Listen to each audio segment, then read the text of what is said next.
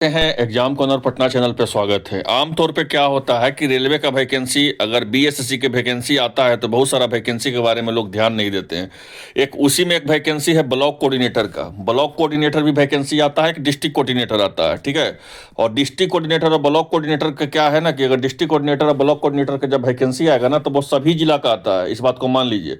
और अच्छा खासा सैलरी होता तो संविदा पे ही नौकरी है, ये फिक्स है कि संविदा पे होता है। लेकिन ये भी फिक्स होता है कि इन लोग का इतना अच्छा एसोसिएशन होता है कि जब एक बार नौकरी हो गया बिहार सरकार में तो आपको कहीं से जो है बाहर नहीं किया जाता। क्यों? क्योंकि डीएम जो है खुद इस नौकरी का जो है रिक्रूट करते हैं। तो क्या है पूरा मामला हम बताते हैं। ये वैकेंसी देखिए, ब्लॉक कोऑर्डिनेटर और डिस्ट्रिक्ट कोऑर्डिनेटर का वैकेंसी निकलना चालू हो गया। मतलब यही हुआ कि सभी जिला में जो है आपको कैसे पता करना है कि आपका जिला का कब निकलेगा, तो सारा जानकारी देंगे। ऐसे अगर आप exam corner Patna channel follow कीजिएगा ना तो सारा जानकारी आपको जैसे कोऑर्डिनेटर डिस्ट्रिक्ट कोऑर्डिनेटर का वैकेंसी निकलेगा या एरिया कोऑर्डिनेटर का वैकेंसी निकलेगा, सबसे पहले आपको बताते रहेंगे।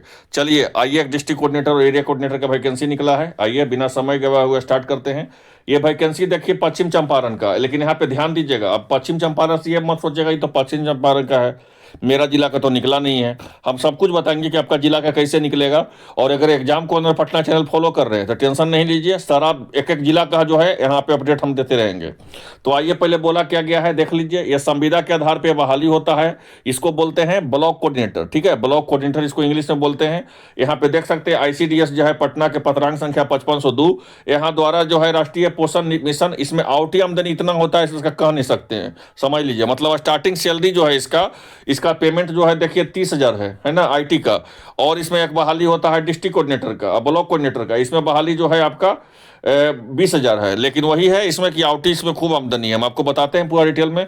तो बोला गया है कि 6 पदों का जो है रिक्त जो है आपको मुजफ्फरपुर के पत्रांक संख्या 3580 4/11/2024 द्वारा अनुमोदित किया गया है। तो जिला समन्वय एक स्वीकृत पद है और रिक्त है। और आईसीडीएस निदेशालय द्वारा ज्ञापक संख्या 6909 22/11/2024 के द्वारा जिला पदाधिकारी मधुबनी को संबोधित है। और बोला गया है कि जिला स्तरीय चयन समिति के द्वारा पोषण अभियान अंतर्गत जिला समन्वयक एवं प्रखंड समन्वयक के रिक्त पदों का यहाँ पे बोला गया है।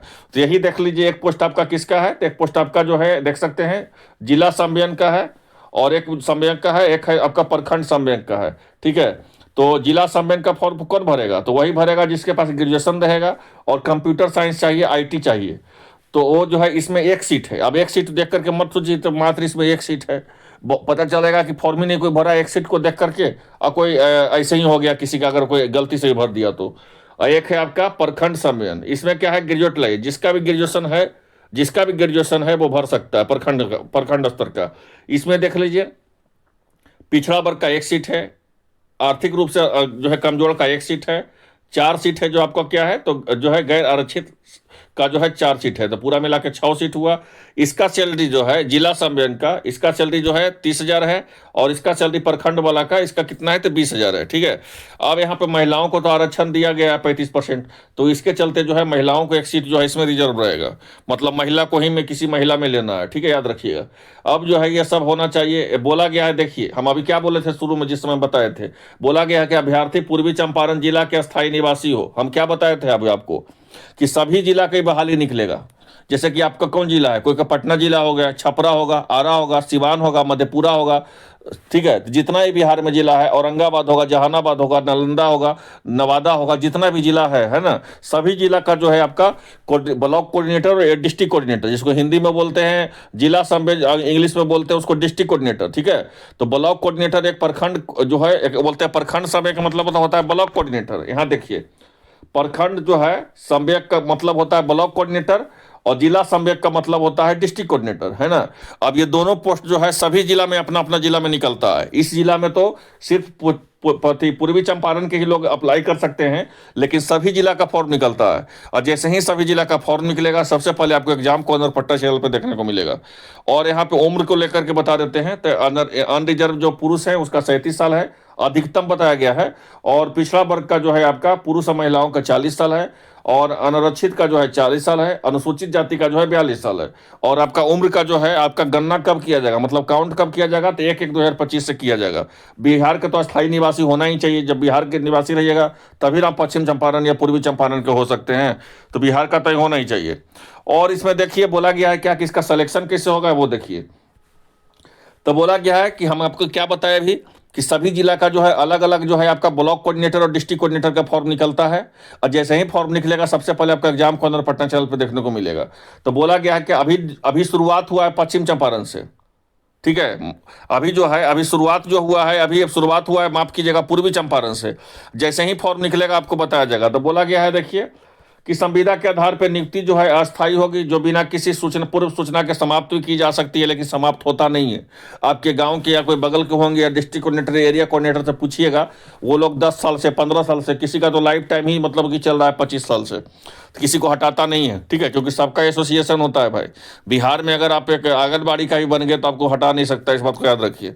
तो यही बोला गया है कि इस प्रकार के नियोजित व्यक्ति के नियोजन के पश्चात जो है आपका नियमितीकरण का जो है आपका दावा मान्य नहीं होगा।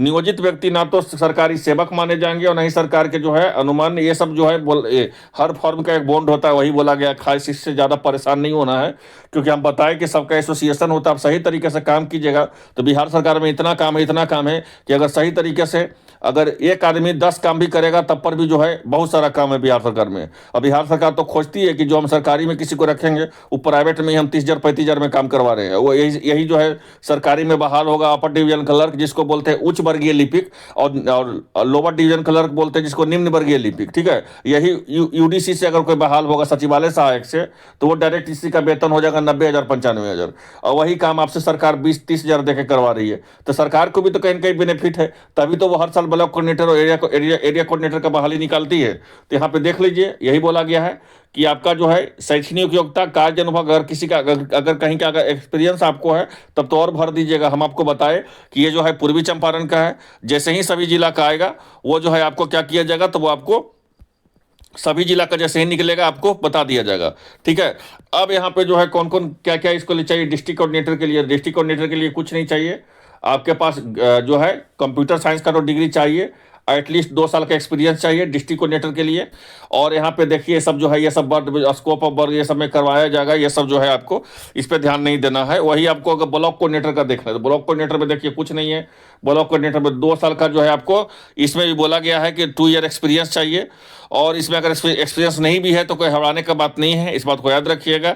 ये जो है आपका सभी जिला का जो है आपको बता देते हैं। अगर आपके पास एटलीस्ट यहाँ पे देखिएगा ब्लॉक कोऑर्डिनेटर का बोला गया है 2 ईयर का एक्सपीरियंस, अगर आपके पास एक्सपीरियंस में नहीं है तब पर भी बोला गया है कि अगर आपके पास गुड जो है ओरल एंड रिटन कम्युनिकेशन है तब पर भी आपको क्या है जो रख लिया जाएगा। या करके बोला गया है, मतलब ये नहीं तो ये नहीं तो ये, समझ सकते हैं बातों को। तो अगर आप चाहते हैं इस फॉर्म को भरने के लिए तो आप कब तक भर सकते हैं, तो ये देख लीजिए 15 फरवरी तक जो है इस फॉर्म को भर सकते हैं।